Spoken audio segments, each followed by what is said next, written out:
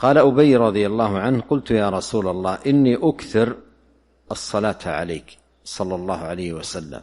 قال: أكثر الصلاة عليك يعني أصلي عليك بكثرة، أصلي عليك بكثرة، وهذا شيء أمرنا الله به.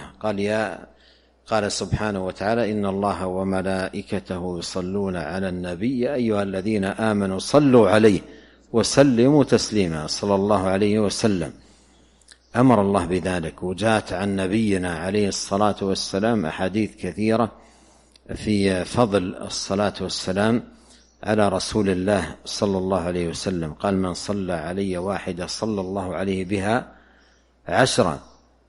وجاء عنه في هذا الباب أحاديث، من أحسن من جمعها واعتنى ببيانها وشرحها وتوضيح معانيها ومدلولاتها الإمام ابن القيم رحمه الله تعالى في كتابه جلاء الأفهام في الصلاة والسلام على خير الأنام صلى الله عليه وسلم. فهو كتاب عظيم مبارك نافع غاية النفع في بابه.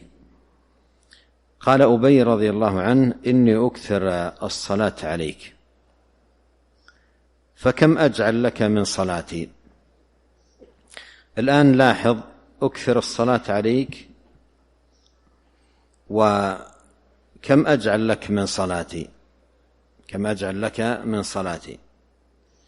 يعني عنده أمران كان يفعلهما: الصلاة على النبي صلى الله عليه وسلم بكثرة، ودعاء كان يدعو به.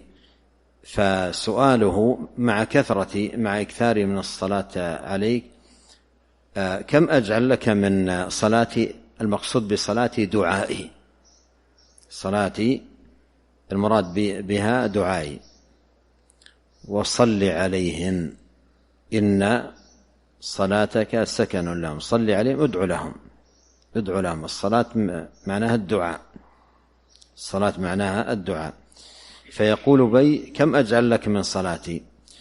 هذا مثل ما قال ابن تيمية رحمه الله وغيره من العلم في معنى الحديث، له وقت خصصه لدعاء أدعية يدعو بها، عنده وقت خصصه لأدعية يدعو الله بها. قال: هذا الوقت الذي خصصته للدعاء كم أجعل لك منه؟ قال: ما شئت. قلت: ربع هذا الدعاء وخصصه صلاة عليك. قال: ما شئت، فإن زدت فهو خير لك. قلت: فالنصف. قال: ما شئت، فإن زدت فهو خير لك. قلت: فالثلثين. قال: ما شئت، فإن زدت فهو خير لك. قلت: أجعل لك صلاتي كلها، يعني دعائي هذا الذي خصصته أجعله كله لك. قال: إذن تكفى همك ويغفر لك ذنبك. أفاد الحديث أن كثرة الصلاة والسلام على النبي الكريم صلى الله عليه وسلم فيه كفاية الهموم وغفران الذنوب، من أسباب كفاية الهم وغفران الذنب الإكثار من الصلاة والسلام على رسول الله صلى الله عليه وسلم. ومثل ما قدمت، يعني هذا يفيد أن أبي رضي الله عنه كان خصص وقتا للدعاء، فكان يسأل النبي عليه الصلاة والسلام عن هذا الأمر. ليس معنى الحديث أن يترك الإنسان الأوراد الماثورة، يعني عندك الآن ورد الصباح، ورد المساء، أوراد النوم، الأوراد التي بعد الصلوات، إلى غير ذلك من الأذكار الكثيرة، حب الكلام إلى الله 4، سبحان الله والحمد لله ولا إله إلا الله والله أكبر. يسمعنا الحديث أن يترك هذا كله وينقطع للصلاة على النبي عليه الصلاة والسلام.